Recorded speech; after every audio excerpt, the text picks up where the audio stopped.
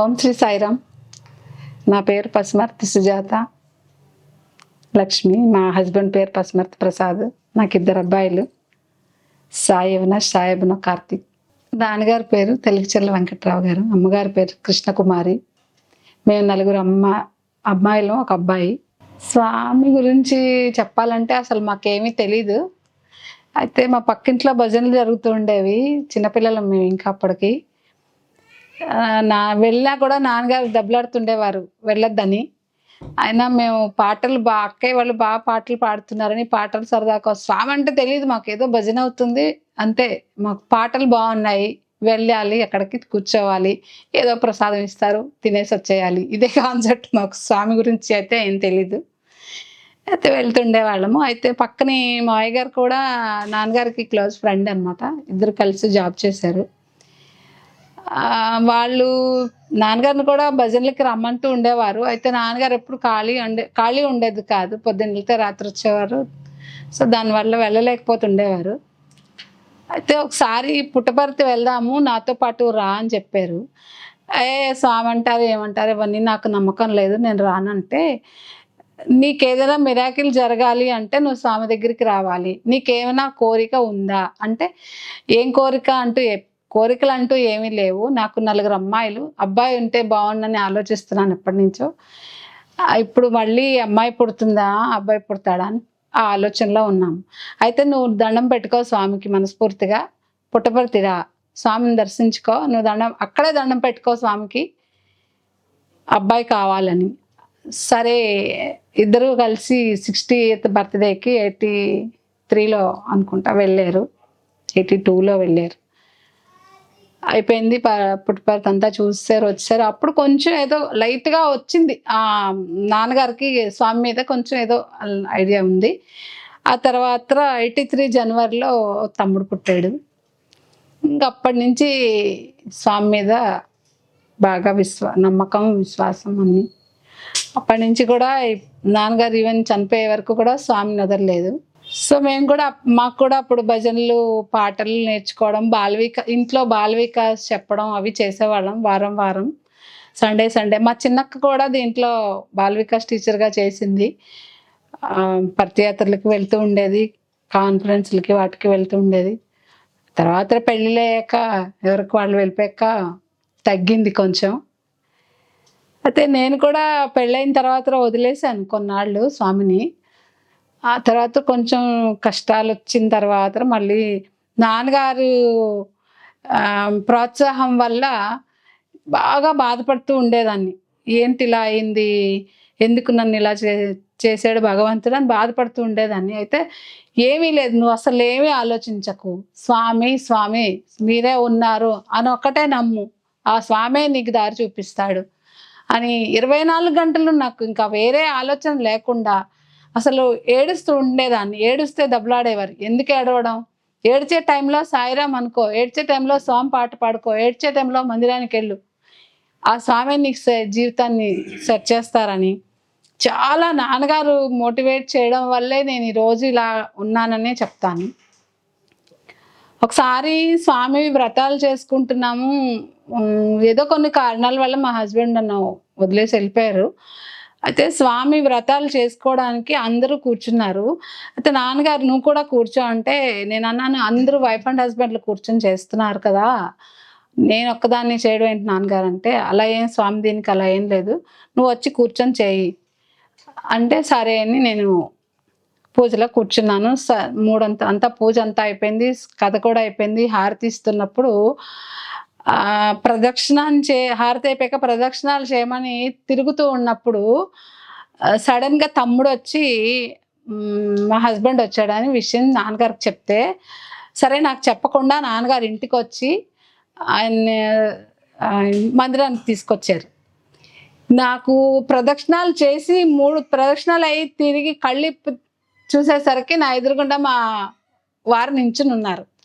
అసలు వస్తారని తెలియదు నాకు, వస్తారు అనుకోలేదు, వదిలేశారు. ఇంకా డిసైడ్ అయిపోయారు ఇంట్లో కూడా అందరూ వస్తారు అని అనుకోలేదు.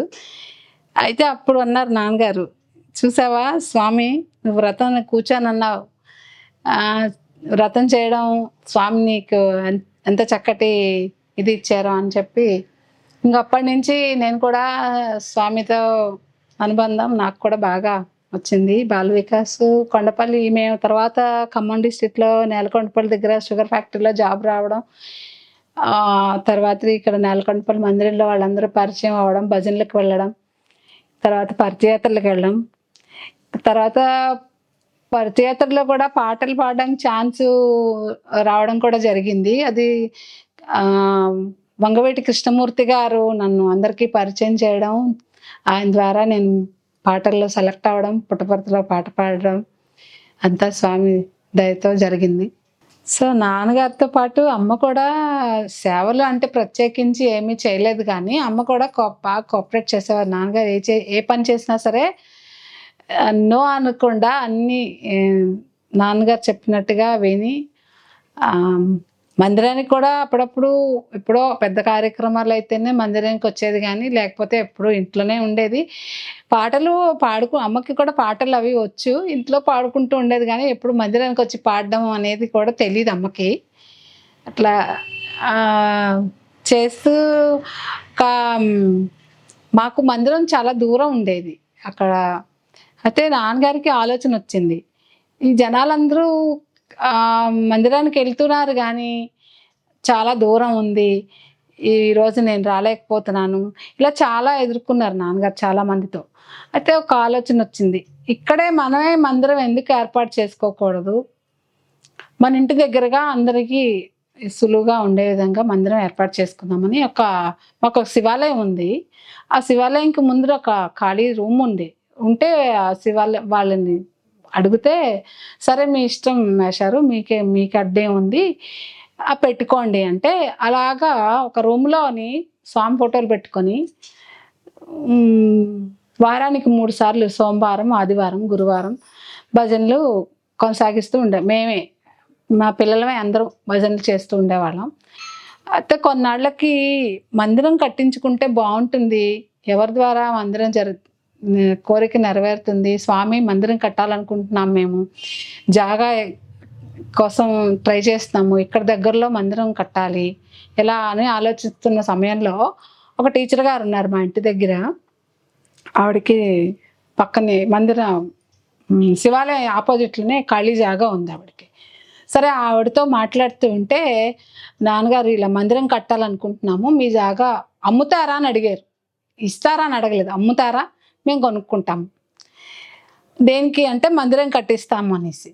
అయితే వెంకట్రావు గారు, మీరు మందిరం కట్టడానికి నన్ను అడగడం ఏంటి, కొనుక్కోవడం ఏంటి, నేనే స్వయంగా స్వామి కోసం ఈ ప్లేస్ని ఇచ్చేస్తానని అప్పుడు ఆవిడ ఆ ప్లేసు ఊరికనే ఇచ్చేశారు. ఇంకప్పుడు దానికి శంకుస్థాపన చేసి మందిరం కట్టడం మొదలుపెట్టారు. దగ్గర ఒక 4 years అలా లాగ్ చేసి ఒక మందిరం నాన్నగారే స్వయంగా తయారు చేయించారు. అయితే దానికి కూడా చాలా కష్టపడ్డారు. అసలు ఇంట్లో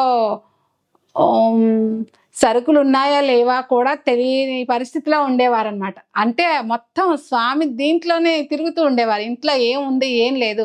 ఇంటికి 4 తీసుకొచ్చేవారు, అక్కడి నుంచి అరిచేవారు బయట నుంచి, సుజాత కుమార టీ పెట్టండి అని. టీ పొడి ఉందా లేదా, పాలు ఉన్నాయా లేదా, అసలు ఏమీ అక్కర్లేదు ఆయనకి.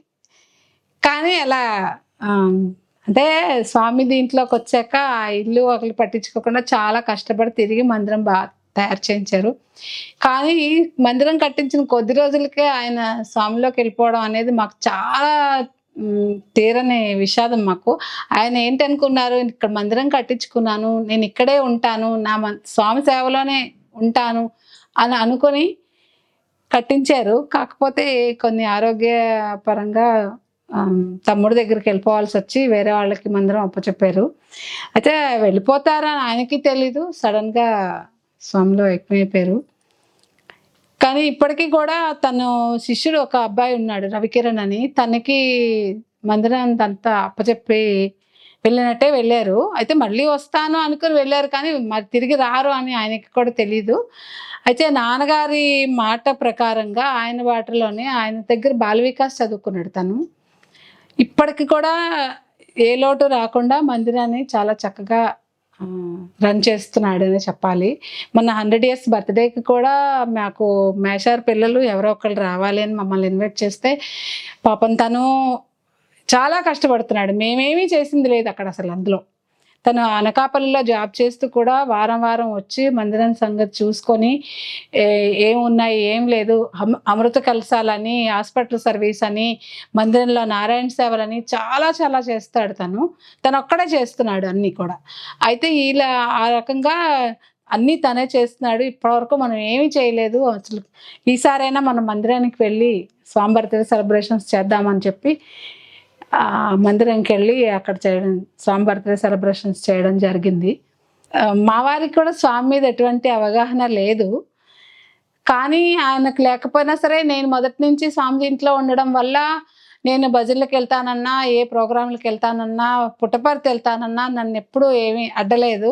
"నువ్వెక్కడికైనా వెళ్ళు, నన్ను మాత్రం పిలవకు. నేనైతే రాలేను" అని చెప్పి తను చాలా నన్ను ప్రోత్సహించి అన్నిటికీ పంపించడం, పత్యయాత్రలకి వాటికి వెళ్ళడం, అక్కడ మాతో పాటు మేము కూడా కొంతమందిని పత్యయాత్రకు తీసుకువెళ్ళి అక్కడ అన్నీ చూపించడము, స్వామి గురించి అన్నీ వాళ్ళకి తెలియచేయడము, అన్నీ చేయడం జరిగింది.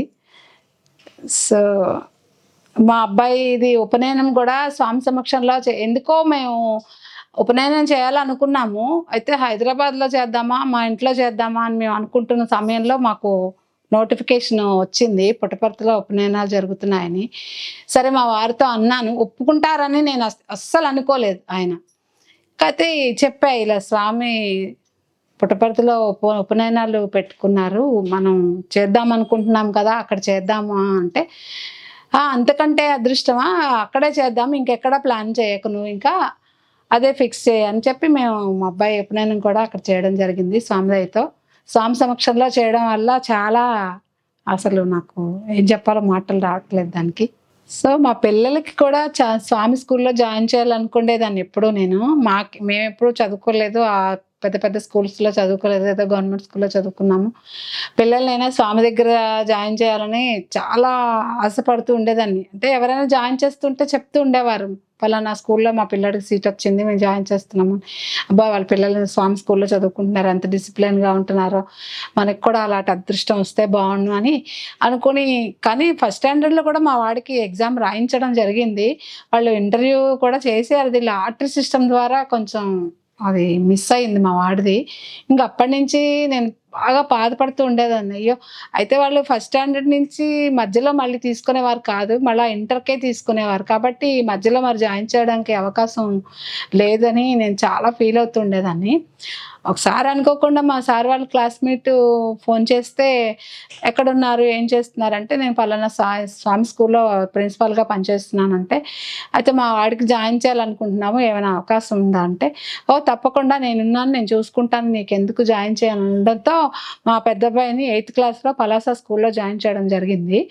ఇంకా 3 సంవత్సరాలు అక్కడే చదువుకున్నాడు. మంచి మార్కులతో, స్వామి దయతో అన్నీ డిసిప్లైన్‌గా బాల వికాసు, పాటలు, భజనలు అన్ని యాక్టివిటీస్ స్కూల్ వాళ్ళే నేర్పించి తయారు చేసి మా పిల్లాడిని పంపించారు 10థ్ క్లాస్ అయిపోయే వరకు. తర్వాత కూడా ఇంటర్‌లో ట్రై చేసాం. ఇంటర్‌లో కూడా ఎగ్జామ్ రాయించాను. కానీ మరి స్వామి ఎందుకో మరి ఇంటర్‌లో అవకాశం ఇవ్వలేదు మా వాడికి. ఇంకది అది 8థ్‌లో జాయిన్ చేయడం అనేది కొంచెం స్వామి మిరాకిల్ అనే నేను చెప్పుకుంటానది. అది అలా అదృష్టం నాకు స్వామి ఇచ్చారు. మాకు 2017లో హుస్సేన్ సాయిరాం గారు పరిచయం అయ్యారు. ఒక కొత్తగూడెంలో ఒక మీటింగ్‌కెళ్తున్నప్పుడు నాకు గోపయ్య గారు, కృష్ణమూర్తి గారు, ఇంకా కొంతమంది ఎవరో కార్‌లో వెళ్తుంటే నాకింకా కొత్త మీటింగులకి వాటికి ఎప్పుడూ నేను వెళ్ళలేదు అప్పటి వరకు. అక్కడికొచ్చిన తర్వాత, "మేమందరం ఉంటామమ్మా పర్వాలేదు" అంటే బాల వికాస్‌కి సంబంధించి ఏదో మీటింగ్ జరిగిందక్కడ. ట్రైనింగ్ ఒకటి కూడా బాల వికాస్ ట్రైనింగ్ కూడా జరిగింది. సో, దానికి ట్రైనింగ్ కూడా ఉంది కదమ్మా! మరి నువ్వు కూడా వస్తే బావుంటుంది. మేము కార్‌లో వెళ్తున్నాము. మాతో పాటు రా. ఏం పర్వాలేదు మళ్ళీ మేము ఇంటి దగ్గర దింపేస్తామని చెప్పడంతో సరే వాళ్ళతో పాటు నేను వెళ్ళాను. దారిలో తల్లంపాడులో హుసేన్ గారి ఇంటి దగ్గర కారు ఆపారు. ఆయన కూడా వస్తారంటే ఆయన్ని పికప్ చేసుకోవడానికి కారు ఆపినప్పుడు అందరూ దిగి వాళ్ళ ఇంట్లోకి వెళ్ళడం జరిగింది. అప్పుడు ఆయనకి నాకు ఆయన పరిచయం అయ్యారు. అప్పటి నుంచి ఇప్పటి వరకు చాలా స్నేహంగా ఉన్నాము. ఆయన ద్వారానే మేము పుట్టపర్తి రెండు సార్లు వెళ్ళడం జరిగింది. అప్పుడు కూడా ఒక విలేజర్స్ అందరూ కూలి పని చేసుకునే లేడీస్ అందరినీ కూడా స్వామి గురించి తెలియచేయడం కోసమని, పుట్టపర్తి అంతా చూపించడం కోసమని 2 టైమ్స్ ఒక్కొక్క 300 మెంబర్స్‌ని పుట్టపర్తి తీసుకువెళ్ళడం జరిగింది. ఆయన సహకారంతోటే నాకు కూడా అందులో భాగం చేసి, నన్ను కూడా అందులో పార్టిసిపేట్ చేసే విధంగా చేసి, నన్ను కూడా పుట్టపర్తి తీసుకెళ్ళి లేడీస్ అందరినీ గైడ్ చేయడం కోసం మందిరంలో స్వామి దర్శనానికి తీసుకువెళ్ళడం, క్యాంటీన్‌లో భోజనానికి తీసుకువెళ్ళడం, తర్వాత అన్నీ చూడడానికి, చిత్రావతి చూడడానికి, చైతన్య జ్యోతి అవన్నీ మ్యూజియం అవి చూపించడానికి అందరినీ తీసుకునెళ్ళి చేయడం అది జరిగింది. అందరూ చాలా హ్యాపీగా స్వామి దర్శనం చేసుకున్నామని చెప్పడం జరిగింది. మొదటి నుంచి వెళ్ళిన దగ్గర నుంచి మళ్ళా వచ్చే వరకు అందరూ సాయిరాం సాయిరాం అనడం, స్వామి ధ్యాసలో ఉండడం జరిగింది. ఇదంతా జరగడానికి హుసేన్ సాయిరాం గారే కారణం అని చెప్తాను నేను. అలా 2 సార్లు మాకు పుట్టపర్తి తీసుకెళ్ళడం, మాకు స్వామి సేవలో పార్టిసిపేట్ చేయించడం ఆయన ద్వారానే మాకు జరిగింది. దానికి చాలా సంతోషం నాకు. ఎప్పటికీ గుర్తుండిపోయే విషయాలవి. ఇంత చక్కటి అవకాశం ఇచ్చిన స్వామికి, హుసేన్ గారికి నా ధన్యవాదాలు, కృతజ్ఞతలు తెలుపుకుంటూ జై సాయిరాం.